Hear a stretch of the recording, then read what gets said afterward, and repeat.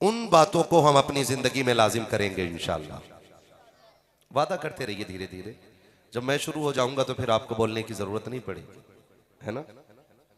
तो ये जलसे सिर्फ इसलिए होते हैं कि हम इन जलसों के जरिए अपनी दुनिया भी बेहतर करें और आखिरत भी बेहतर करें। जिंदगी बड़ी मुख्तसर है, इतनी मुख्तसर कि उम्रे दराज मांग के लाए थे 4 दिन, 2 आरजू में कट गए 2 इंतजार में।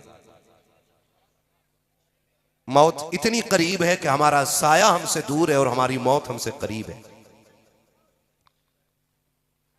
इन महफिलों में आने का मकसद यह होता है हमसे अल्लाह भी राजी हो जाए और रसूलुल्लाह भी राजी हो जाए।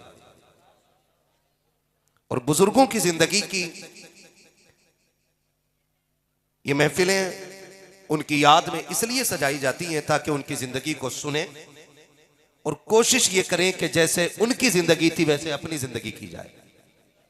और आप अगर सिर्फ यहां मजे लेने आए हैं, वाह करने आए हैं, मशहूर चेहरे देखने आए हैं, तो बेहतर था कि बिस्तर पे लेटे रहते, कम से कम नींद पूरी हो जाती।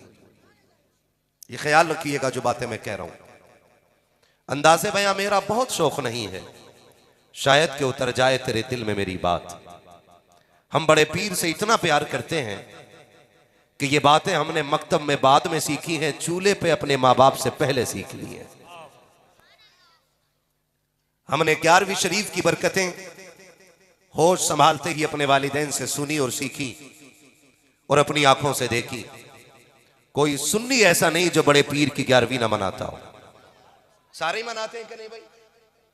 हाँ, मनाते हैं तो बोल सकते हैं, बोले, वरना मैं कुर्सी इधर कर लूंगा। बोलने के लिए ये बच्चे काफी है।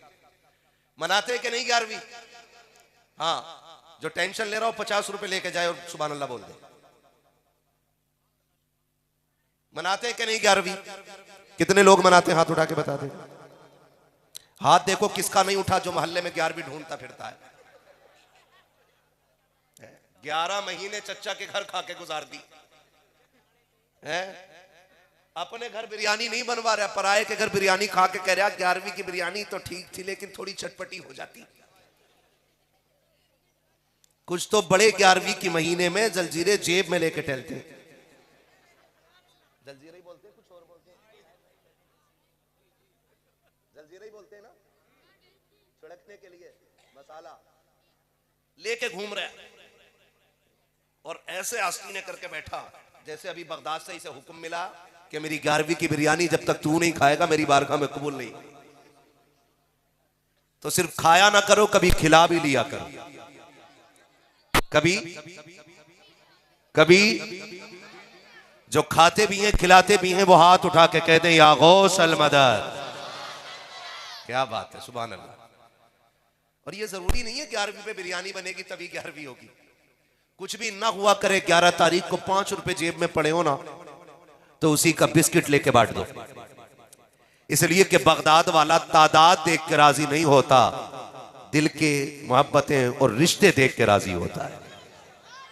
ये ख्याल कीजिएगा। बांटेंगे इंशाल्लाह, आप भी बांटेंगे इंशाल्लाह।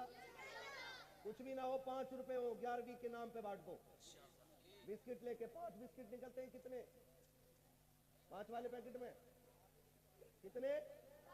धोखे से डबल दे दिया किसी ने, बहुत छोटा कर दिया बेटे, पार्ले इतना कर दिया। कितने निकलते हैं? 5 कह दो यार। पंजतन की निस्बत से 5 बिस्किट में बांट दो और बांट के कहो ली खमसतुन उत्फी बिहा हर्रल वबा इल हातिमा अल मुस्तफा वल मुर्तजा वबनाहुमा वल फातिमा। बांटेंगे इंशाल्लाह। बड़े पीर फरमाते हैं जिसके घर में बरकत ना हो वो मेरे नाम के लंगर लगा लिया करे।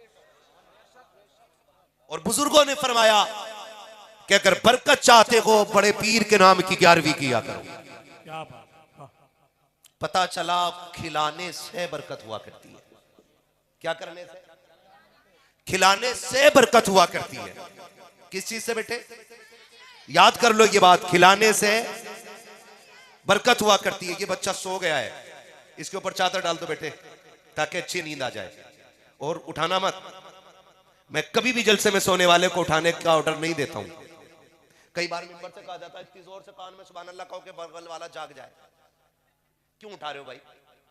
जलसे में कोई सोया करे तो सोने दिया करो।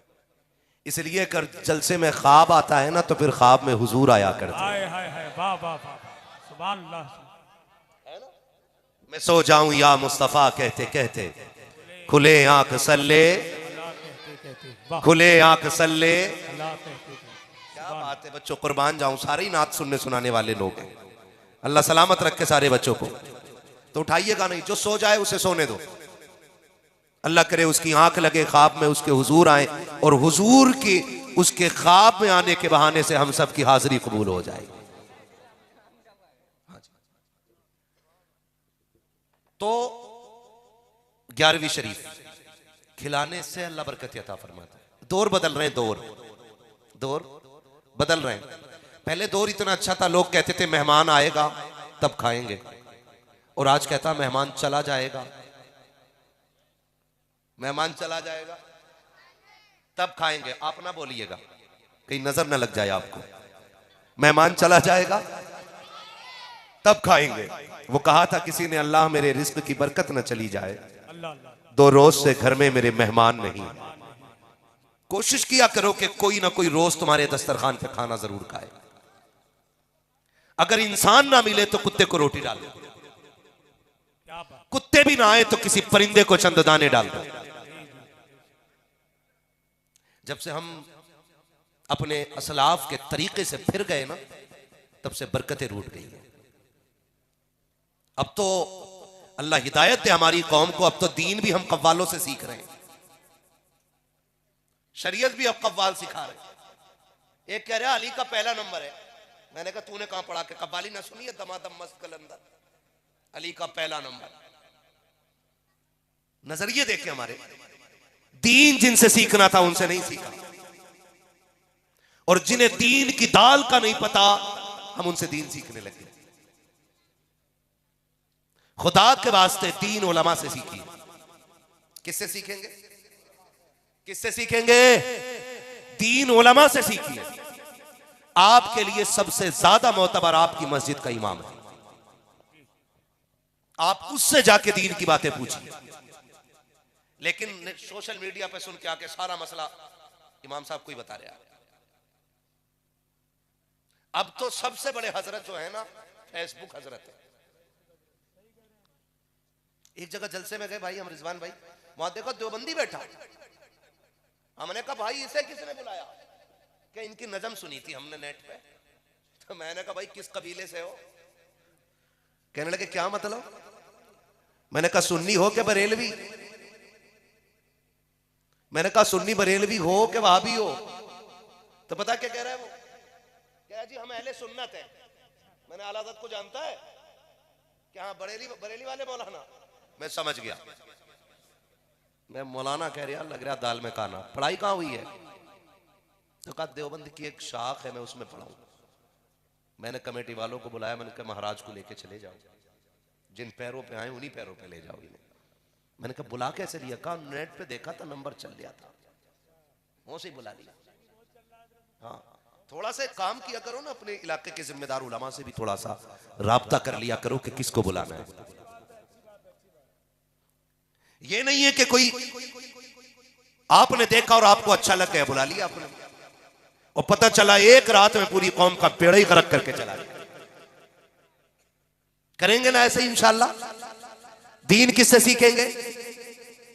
उलमा से। किससे सीखेंगे? और सबसे ज्यादा मोतबर होता हमारी मस्जिद का इमाम, लेकिन सबसे ज्यादा जलील किया जाता है अपनी मस्जिद का इमाम।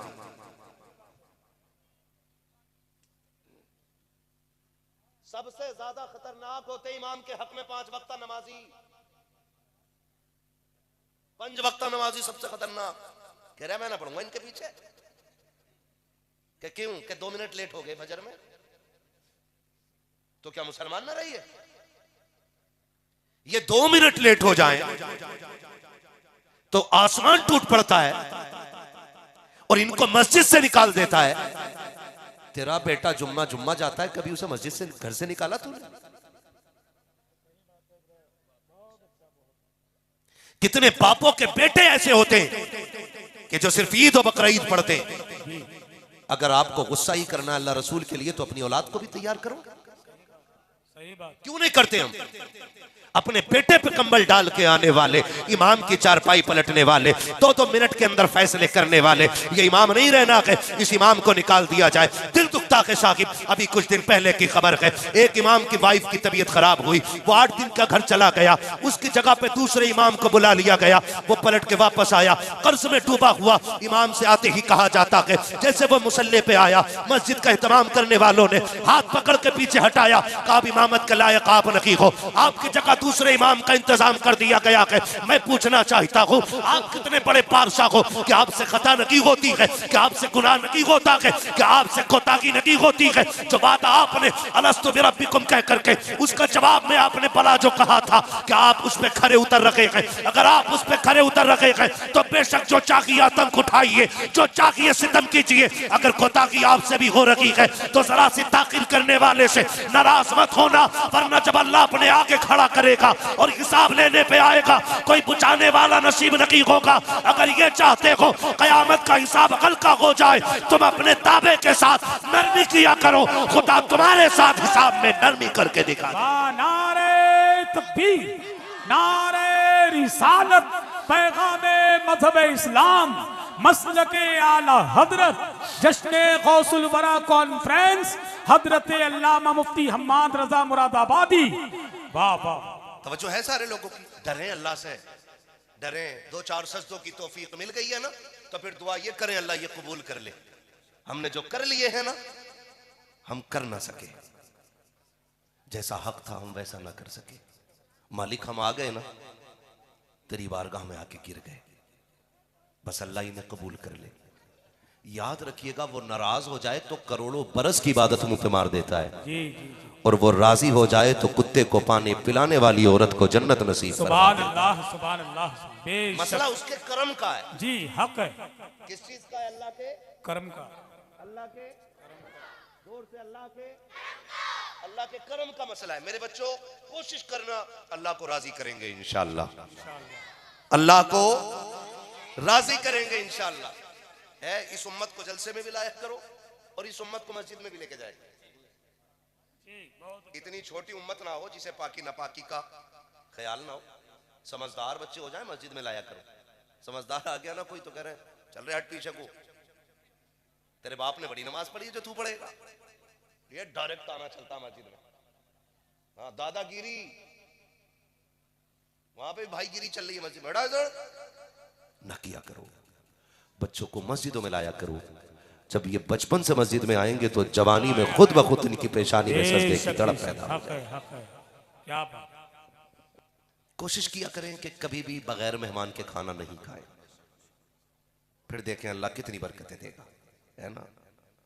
हमारे दिल तंग हो गए तो दस्तरखान भी तंग हो गए, बरकतें रूठ गई। अब कह रहा तावीज दे दो, तो ऐसे ही तावीज देने वाला भैया वो भी 3 दे रहा। कह रहा एक लगाना काउंटर पे, एक लगाना सर के ऊपर, और एक लगाना वहां जहां नजर रहती है। ले भाई ठीक। अब तावीज को तक रहा, बरकत फिर भी नहीं, तो कह रहा क्यों नहीं हो रही? शायद तावीज अच्छा नहीं है। सुनो मेरे भाई, अल्लाह का हर नाम बरकत वाला है। अल्लाह का जी हर नाम बरकत, जोर से हर नाम बरकत वाला है। हो क्यों नहीं रही? हम तावीज को देख रहे हैं, काश हमने खुदा की रहमतों की तरफ उम्मीदें लगाई होती। अल्लाह नाराज हो तो कोई तावीज भी फायदा नहीं करता है। इसलिए कोशिश किया करो बगैर मेहमान के खाना नहीं खाएंगे। कुछ भी ना मिले, अब तो ना कुत्ता आ जाए करे लल्ली डंडा मार, रोटी बाद में खा रहा, कुत्ते का डंडा पहले मार दिया सर। फिर वही खाना खाया तो कह रहे अब लीवर पे जलन है, अंदर पहुंचा आंतों में, तो डॉक्टर ने कह दिया इसकी आंतें सूख रही है। जो हाय लेके रुकमा खाया है ना, उससे सेहतें बना नहीं करती, बिगड़ जाया करती। कभी किसी की आह ना लेना। आप नहीं दे सकते कुत्ते को रोटी तो मारे तो ना, वो भी खाते वक्त। खुदा के वास्ते दिल अपने वसी करें। सरकार बड़े पीर सरकार गौसे पाक रज़ी अल्लाह ताला, आप जानते हो आप 70,000 का अमामा पहनते थे। कितने का? बुरा ना मानिए, कुछ कड़वी बातें कह रहा हूं मैं। कितने का पहनते थे? उस दौर का। और आज का? आज इमाम अगर 700 रुपए मीटर का कपड़ा पहन लेना, कह रहा बड़ी रोटी लग रही है। मैं मौलाना को देखा तुमने, कहीं मक्खी ना बैठ रही मौलाना कुर्ते पे, फाड़ दे। एक जगह जलसे में गए, मौलाना कहने लगे कि मैं यहां से गाड़ी से जाऊंगा, वहां गाड़ी खड़ी करके बाइक से जाऊंगा। मैंने बाइक से क्यों जाओगे भाई, ठंडी है। उन्होंने कहा अगर गांव वालों ने मेरी कार देख ली तो इमामत छूट जाएगी। ये कंडीशन है हमारी नजरिए। मेरी दुआ है अल्लाह जिन्हें लखपति बनाया उन्हें करोड़पति बना दे, जिन्हें करोड़पति बनाया उन्हें अरबपति बना दे, जो अरबों के मालिक है उन्हें खरबों का मालिक बना दे। वो जब किसी को दे तो उसके खजानों में कमियां नहीं आती है। किसी को देख के जलना नहीं चाहिए, बल्कि यह कहना चाहिए अल्लाह तूने जैसे इसे अपने कर्म के खजानों से दिया है, मुझे भी अपने कर्म के खजानों से अता फरमा दे। ऐसे मांगा करें अल्लाह से, ऐसे मांगा करें अल्लाह से, फिर अल्लाह देता है, फिर अल्लाह देता है। सरकार बड़े पीर की जिंदगी आप देखें, बड़े पीर कोई आम नहीं है। ये वो हैं जो आलम अरवाह में भी वली हैं, माँ के शिकम में भी वली हैं, और पैदा भी वली हो रहे हैं। सुभान अल्लाह, पैदा भी वली हो रहे हैं। आपने बार बार सुना होगा कि सरकार बड़े पीर रमजान शरीफ में, जब पहला रमजान शरीफ है ना, तो रोजा रख ले रहे हैं। जिंदगी का पहला महीना है, गौसे पाक क्या कर रहे हैं? रोजा रख ले रहे हैं। और 11वीं खाने वाला 5 रोजे नहीं रख रहा है। सारे ही साफ है, बीड़ी पी रहे, आप चौक में खड़े होकर क्यों ना रखा रोजा? तबीयत ठीक नहीं है, यहां दर्द है, डॉक्टर ने 2 दवा दी है, दोपहर में खानी पड़ती है। ये बहाने बना बना के रोटियां तोड़ रहे हैं। सरकार बड़े पीर की जिंदगी आप देखें, पैदा हो रहे हैं तो रोजेदार है। पूरे बगदाद में ये बात मशहूर हो गई कि ये जो बच्चा पैदा हुआ है सैयदों के घराने में, सुना है ये रोजा रखता है। और सिर्फ मशहूर नहीं, मोतबर भी इतने हो गए कि जब ईद का चांद देखना था तो अब्र हो गया। लोगों ने कहा कि भाई चांद तो नजर नहीं आया, क्या करना है? कहा सैयदों के दरवाजे पे चलते हैं, उनकी वालिदा से पूछते हैं कि उनके बेटे ने दूध पिया है कि नहीं पिया है। अगर पिया होगा तो समझ लो ईद है, और नहीं पिया होगा तो फिर रोजा रखा जाएगा। इतनी मोतबर जात सरकार बड़े पीर की है, और यही सरकार बड़े पीर है। अल्लाह हम सबको कादरी रखे और कादरी बना ले। मेरे इमाम ने कहा था कादरी कर, कादरी रख, कादरियों में उठा, कदर अब्दुल कादिर कुदरत नुमा के वास्ते। यही सरकार बड़े पीर है। उम्र शरीफ 4 बरस है। कितनी बोले? सारे बोले कितनी? 4 बरस। जो लोग खड़े वो बोले जरा, कितने साल? 4 साल। यहां कोई है 4 साल का बच्चा? नहीं ना, सारे ही 4 प्लस है। 4 साल का बच्चा कितना बड़ा हो सकता है? सरकार बड़े पीर 4 साल की उम्र शरीफ में बच्चों के साथ खेल रहे हैं। लेकिन उनका खेल आज के बच्चों की तरह नहीं था। 100-150 गालियां बोल देते हैं शाम तक, और फिर अम्मा से शिकायत करो ना, आपके बेटे ने गाली बोली है। बच्चा है अभी, समझदार होगा खुद छोड़ देगा। जैसी समझदार होता डायरेक्ट अम्मा को गाली बोलता है, और जब अम्मा को गाली बोलता तो अब्बा मुस्कुराता, देखा वो अब्बा भी नहीं डांट रहा है। और जब अब्बा नहीं डांटा फिर और बड़ा हुआ तो अब्बा को गाली। ये ख्याल रखिएगा जो मैं बात बता रहा हूं। अगर बेटा मां के खिलाफ बोले तो बाप ना सुने, और बाप के खिलाफ बोले तो मां को बाप के खिलाफ बेटे को बोलना नहीं देना चाहिए। इससे आपका पल्ला भारी नहीं होगा, पल्ला हल्का हो जाएगा। यह एक बहुत बड़ी बला चल गई है। आज जो औलाद बेटों के खिलाफ, बेटे आज जो मां बाप के खिलाफ है ना, वो कहीं ना कहीं इन्हीं हरकतों का नतीजा है। माएं बहनें बैठी हैं, इनसे कहूंगा कभी भी अपने शोहर की बुराई अपने बच्चों के सामने ना करना, इसलिए कि बच्चों का मैलान ज्यादा तरफ मां की तरफ होता है, और बच्चे ऑटोमेटिकली मां के पाले में जाते हैं, मां की तरफ जाते हैं। क्यों? क्योंकि वो ज्यादा वक्त मां के साथ गुजारते हैं। और माओ, गुजारिश है आपसे, आपका बेटा कमाने लग जाए तो शोहर से दस्तबरदार ना होना। यह मत सोचना कि शोहर बूढ़ा हो गया है, अब पैसे तो बेटा कमा रहा है। फिर जाके बेटों से कहती, तुम्हारे बाप ने पूरी जिंदगी कभी मुझे सुख नहीं दिया है, तुम्हारे बाप ने मुझे इतना सताया, तुम क्या जानो बेटे, तुम तो इतने इतने छोटे थे, इसने मुझे थप्पड़ से मारा था, इसने मुझे लाठी से मारा था, ये मुझे मैके छोड़ आया था, ये मुझे बुला के नहीं लाया था। जब तुम इस तरह से बच्चों की रगों में जहर घोलती हो तो वो बच्चे नहीं रह जाते, बाप के दुश्मन बन जाया करते हैं। और याद रखिएगा, जो औलाद बाप की नहीं हो सकती है वो कभी आपकी भी नहीं हो सकती है। अगर आपको ये लगता है कि बच्चों की तरफदारी करोगी, बाप का दुश्मन बना करके उनकी कमाई रख लोगी तो जिंदगी सुख में गुजर जाएगी। अल्लाह की इज्जत की कसम खा के कहता हूं, बेटे अगर 8 भी है तो 8 बेटे अगर करोड़पति भी है, तुझे वो सुख नहीं दे सकते हैं जो एक गरीब शौहर तुझे सुख दे सकता है। इसलिए कि तेरे दुपट्टे की बहार है बेटों की मुस्कुराहट से नहीं है, शौहर की सांसों से है। तेरे कलाइयों की चूड़ियों की खनखनाहट बेटों की दौलत से नहीं है, बल्कि शौहर के दम से है। माओ की हुकूमतें तब तक चलती है जब तक शौहर का साया सर के ऊपर कायम रहता है।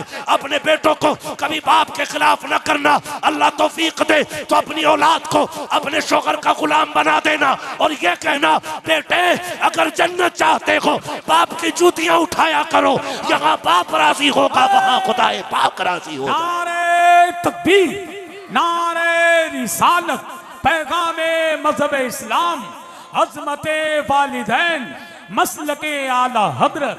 सुभान। गलत नहीं कह रहा हूं। जब से हमने मिंबर से कहा ना माँ के कदमों के नीचे जन्नत है जी, तो सिर्फ माँ ही जन्नत लिए फिर रहे हैं, अब्बा कुछ नहीं। भाई अब्बा भी तो कुछ है कि नहीं, बोलो। नहीं मौलाना बता रहे थे माँ के कदमों के नीचे जन्नत। भाई एक बात बताओ कि बड़ी बात करने लगा हूं, अल्लाह करे ये जहन में उतर जाए। माँ के कदमों के नीचे,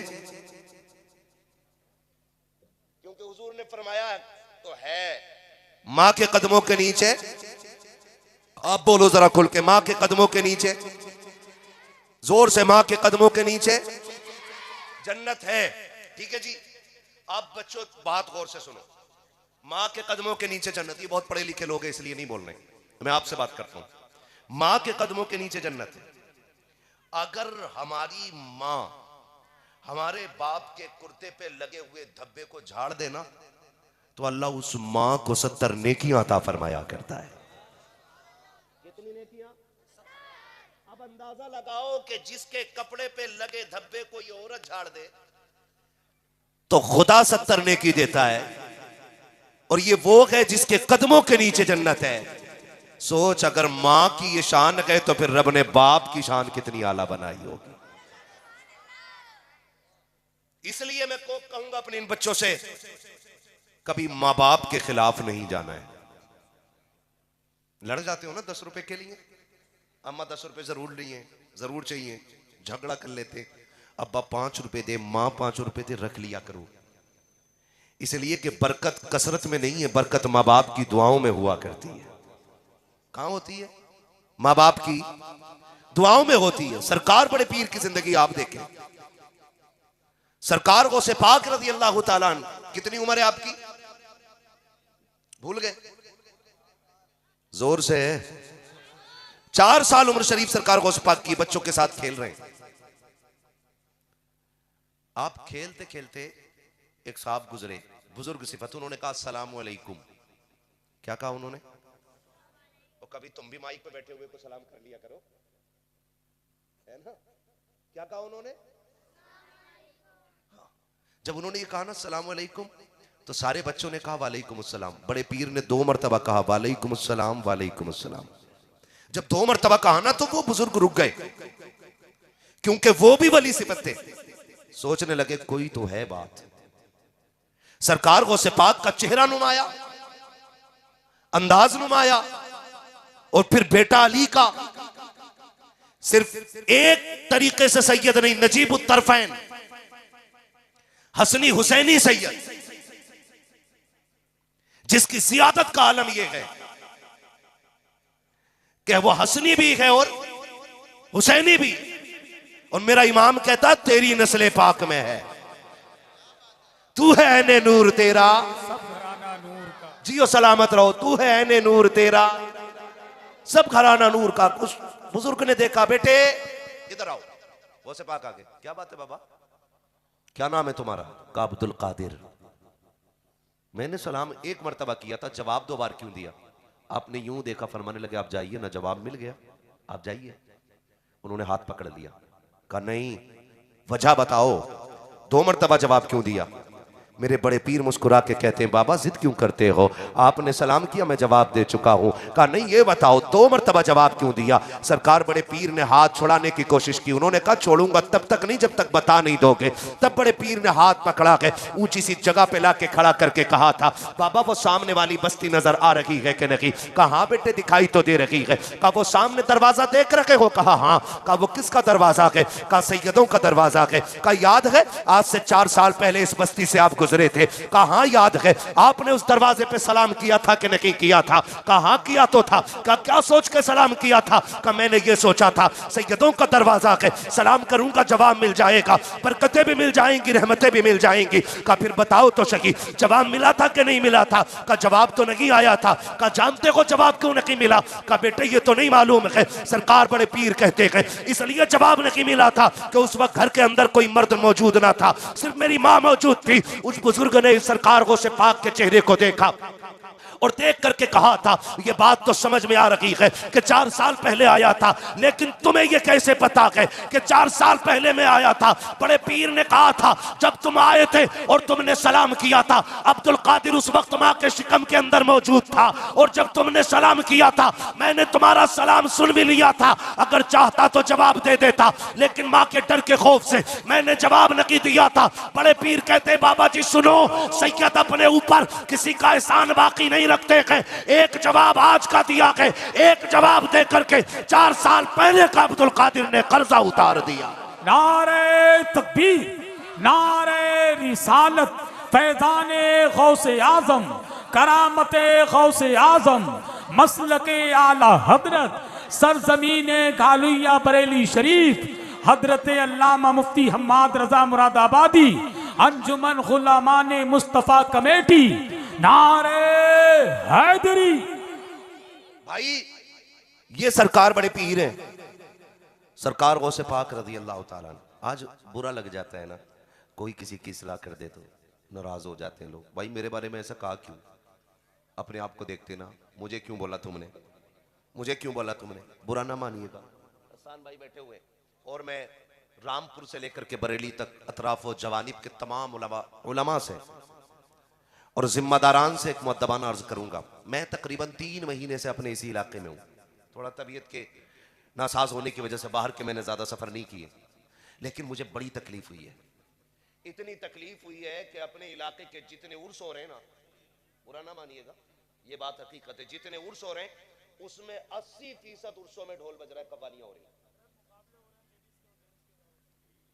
क्या हो रहा है उनमें? कव्वालियां हो रही हैं उनमें।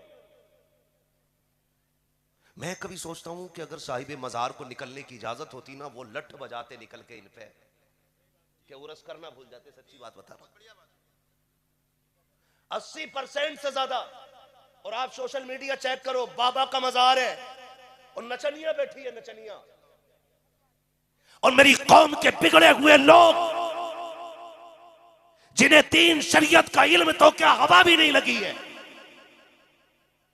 वो ठेके लिए बैठे हैं। उनके ठेके बर्दाश्त कीजिएगा, बड़ा कड़वा बोल रहा हूं, लेकिन उसूल है मेरा, चापलूसी करने नहीं आया। मैं आईना को दिखाऊंगा दाग चेहरे के, जिसे खराब लगे सामने से हट जाए। हक है, क्या कहना लंगनेस मुल्के खुदा तंगनेस जी। हम लंगड़े नहीं, अल्लाह की दुनिया छोटी नहीं है। अगर ताकत हो ना तो रोज हम 10 जलसे करें, मगर दुख होता है बाबा का उर्स हो रहा है, कौम का पैसा लगा है और नाचने वाली इधर बैठी है, कुछ 4 लड़के इधर 4 लड़के उधर, जिसकी पार्टी का शेर भारी उधर से पैसे चालू हो जाते। हाथ जोड़ के कहता हूं तुम्हें खुदा का वास्ता है, आज कौम की बेटियों का ख्याल रख लो। हमारी कितनी बेटियां बाप की गुर्बत की वजह से, हमारी बदकारियों की बुनियाद पे, हमारे गलत रवैयों की बुनियाद पे गैरों के बिस्तर पे जाके लेट गई है। कितनी बेटियां मुर्तद हो गई है, लेकिन अभी तक इस कौम को शऊर नहीं आया है। अभी तक ये ढोलक में डूब रही है कौम, अभी तक तमाशों में बर्बाद हो रही है ये कौम। कौम जरा सोच तो सकी, अगर अल्लाह ने कयामत में पूछ लिया ओ दौलत वाले तू अपने पैसों को नचनियों पे लुटाता रखा, दौलत की तब पे तू उड़ाता रखा, दौलत के आगे तू पैसों में आग लगाता रखा, फला गरीब ने 4 बेटियों के साथ जाकर के ट्रेन के आगे छलांग लगा दी, उस गरीब ने बेटियों को गोद में लेकर के समंदर में छलांग लगा दी, तेरी दौलत किस काम की थी? मुंह छुपाना भारी पड़ जाएगा। अल्लाह ने दौलत दी है तो नचनियों पे ना लगाओ, रंडियों पे ना लगाओ, भाड़ों पे ना लगाओ। अगर रब ने अमीर बनाया है किसी गरीब बेटी की गोद में जाकर के पैसे डाल दो, अगर उस पैसे से किसी गरीब का घर आबाद हो गया, खुदा की कसम काबे वाला भी राजी हो जाएगा, मदीने वाला मुस्तफा भी राजी हो जाएगा। नारे तकबीर, नारे रिसालत, पैगामे मजहब इस्लाम, मसलके आला हजरत, फैजाने गौसे आजम, सरजमीने गालिया बरेली शरीफ, अंजुमन गुलामाने मुस्तफा कमेटी, नारे तकबीर। दीन ना मैंने बनाया है ना इन्होंने बनाया, दीन है मेरे मुस्तफा का। बोलो किसका है? किसका है? दीन है हुजूर का, और हम लोग खाली पहुंचाने वाले लोग। और गुलामी की अगर बात करें तो जिस सफ में मैं खड़ा हूं उसी सफ में आप भी खड़े। याद रखिएगा, हमारा और आपका रिश्ता हुजूर से एक ही है। वो कौन सा? कि मोहम्मद से वफा, तूने तो हम तेरे हैं, ये जहां चीज है क्या लो हो, क्या बात है लो हो, कलम तेरे हैं खुदारा, मान जाइए मान जाइए। आपकी जितनी हदें हैं इन हदों में कोशिश कीजिएगा हम ढोलक नहीं बजने देंगे कव्वाली के नाम पे। कोशिश कीजिएगा, कोशिश कीजिएगा। अगर पैसा है आपके पास, आप बिगड़े अमीर हैं, तो पैसा अपनी जेब में रखिए। हमारी कितनी बेटियां गुर्बत की वजह से मर रही हैं। जिस सिग्नल पे गाड़ी रिजवान भाई रुकती है ना, तो उसकी गुर्बत से ज्यादा अमीरों की दौलत रुलाया करती है। हाँ, अमीरों की दौलत। और जब वो कह रहे हैं ना कोई भी कव्वाली का वर्ड ले लो, मैं किसी एक को खास नहीं कर रहा हूं, किसी एक को कह लो, किसी भी चीज को ले लो, और जब वो किसी बुजुर्ग की तरफ निस्बत लेके बोल रहा है ना भाई, या तो ये को मुझे चढ़ गया चिश्ती रंग रंग, तो जितना बदकार है उतनी ज्यादा नाच रहा।